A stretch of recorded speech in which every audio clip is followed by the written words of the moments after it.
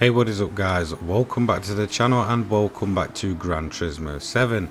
So in today's video I'll be continuing my monthly tradition of doing my own personal wish list for the next update and then taking your suggestions down in the comments below and putting them forward as well, in hope that Polyphony maybe once every now and then take note and realise what us as a community really do want from GT7. So update 1.31 was the last update and it included a bunch of things such as physics changes and all that kind of good stuff. However, it didn't really answer many of the things we really want from this game, which is mainly content. You know, we've gone through the whole period of, PSVR 2 being released and developed and such, the used car sales and all that good stuff, finally coming to the game in November and such.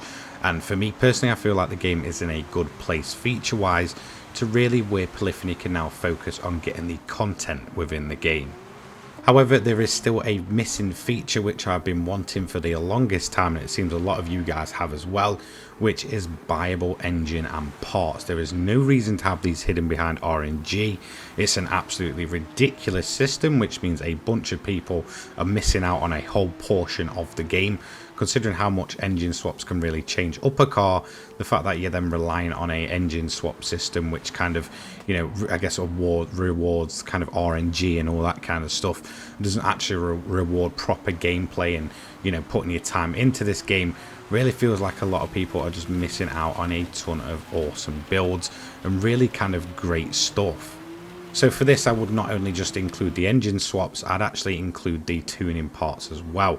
There is a lot of those also hidden behind RNG through the roulette system and all that stuff that you'll only get through kind of the rare occasion we get a extra menu ticket and stuff. And I guess I just feel like at this point this certainly needs to be opened up and allow players to just buy them. It's a massive point of the game. It's car customization, car culture, engine swaps, yeah, it's all hidden behind this silly barrier of RNG and just pure dumb luck. And I don't think that's the way it should be. Opening up these will just allow people to have the creative freedom of engine swapping the cars, buying the engine swaps that they want, and then just leaving out the ones that they, well, might not want. Especially the fact that this list grows on average between 4 to 5 cars per update. It would seem ridiculous that this list is just getting so big that, it is getting to the point where, if you played this game every day until the servers were shut off, you'd never see every single engine swap or tuning part. So I really think Polyphony need to change this. Point number 2 is again another one that I've been wanting for the longest time, and that is an endurance race at the majority of the tracks, or if not an endurance race, at least a race worth your time. In my opinion, if we look at the kind of more money grind events such as Sardinia, Tokyo and all that, I wouldn't class them as endurance races. Yes, they're a little bit longer, ranging from anywhere from, let's say, 22 minutes to 30 minutes. However, they're not proper endurance races. But I do think overall we need more beefier events, definitely, pretty much everywhere. It does feel like certain tracks get a lot more love over the others, and we have, tracks like Monza, Bathurst with very minimal events that would certainly be made a million times better if they got some events worth running. In all honesty, some of these more legendary tracks within the game, unless you're playing multiplayer and it comes up in rotation and such, you probably won't see for the longest time. So for those that only play single player, you can guarantee you've probably only ran Monza a handful of times, same with Bathurst and such, and it's a massive loss. They are amazing tracks, the fact that they're in the game is great, but they are massively underutilized. So definitely adding more events, more worthy events that are going to keep us playing over and over again would be a great change, as well as just giving us more freedom. The last big events that we really got within the game were around about a year ago, and any that have come since have been either shorter in length, mainly going to about 15 minutes at the max, or just don't really pay out right. So, another thing they definitely need to do with this is get the payouts right and scaled properly. And that is going to take me into my third point. Rescaling the entire economy. Now, some of these events just really don't make sense. We have a 2-lap event around the Nordschleife which pays out, I think, a measly 25 grand at most, which is just absolutely ridiculous for an event that should take you probably just under 20 minutes if you're doing the performance that it actually I guess recommends, which is the realistic way of doing it. Now for me that is just absolutely bizarre and makes no sense when you've got another event that could take 8 to 10 minutes that will pay out around about maybe 100,000 to 150,000. It really just doesn't make sense, as well as some of the group 3 events that take around 10 laps at, let's say, Fuji, Suzuka and such, that pay out at most 200,000 credits before your clean race bonus and such. Even with your clean race bonus and such. So it just really doesn't make sense that these even kind of longer events are in there, but the payouts just don't really make any sense, and that means people will just avoid them. Opening these up and scaling them definitely more to what it realistically should be, in line with maybe some of these Sardinia events and all that, will not only give people more money to play with and maybe keep them playing for longer, it will also give us reasons to go back to events that maybe once, when we first played the game, we might have just done them and then overlooked them. So definitely a revamp of the economy is needed, and that doesn't mean making things too easy to get, not necessarily. It just means opening up the entire event pool and just allowing people to have more places to just race, have fun, and more of a reason to maybe go back to certain events. Point number 4, I'm going to have to go with more customization options. Now this is something that I feel like it's kind of been put in the game. It was spoken about a lot pre-release, however there's been kind of no update to it since, and when we kind of look at the aero parts that we do get, they're very much universal parts. A lot of them are pretty much the same as each other. It doesn't really kind of change the look of the vehicle. You put a wide body on and it just looks a bit wider. I definitely feel like it needs to be more detailed, maybe more versatile, and definitely more options.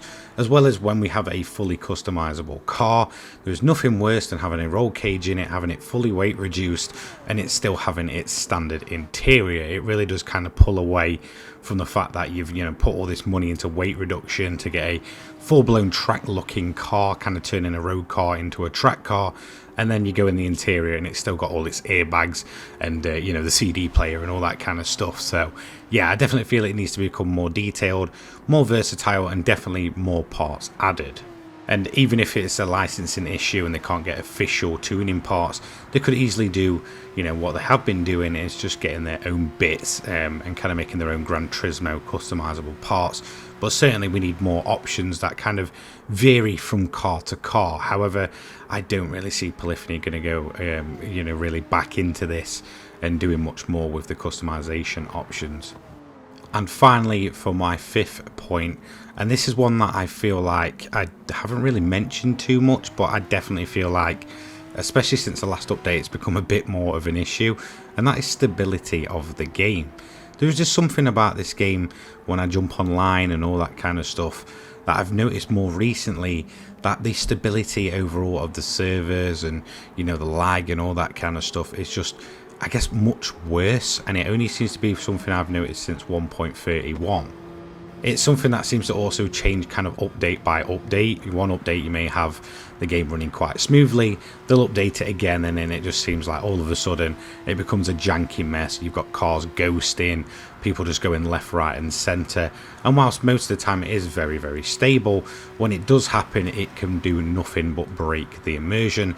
As well as if you're in a proper daily race and your kind of driver ranking and safety rankings on the line, there's nothing worse than a ghosted glitchy car basically just going around everywhere to really put you off and just kind of completely ruin your race. So I definitely feel like this is something Polyphony need to focus on. I think they're at the point of the game overall where they need to start focusing on not only content but quality of life changes and stability fixes. I honestly think Gran Turismo 7 is in a good position now to be basically have the book thrown at it, have a ton of content thrown in, really pad the game out, get it running smoothly again, and just overall make it a great experience, not just for single player but also multiplayer as well. Give attention to both sides. Overall this is a big title, and there could be a lot of other games coming up that could quite easily knock Gran Turismo off its perch. especially considering a lot of these games that will be coming up would have had a lot more time to look at what went wrong with other games and improve in certain areas.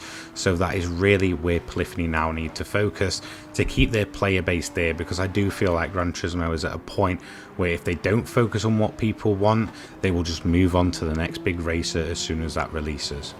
So thank you so much for joining. Don't forget to leave your comments down below on your suggestions on what you want to see from update 1.32 or whatever they want to call it. I will make basically another video for a community wish list to take points that I haven't made and that you guys have made and basically put them forward in hopes that maybe Polyphony may just take a step back, have a look at what we want and basically implement them over time. Maybe not all in the same update, but certainly starting to look into areas that we all want to see improved and built upon. Don't forget to leave a like, comment and subscribe. Turn your notifications on so you don't miss an upload from me. I upload GT7 and motorsport content each and every day for your viewing pleasure, and I will see you all in the next one. Take care guys, peace.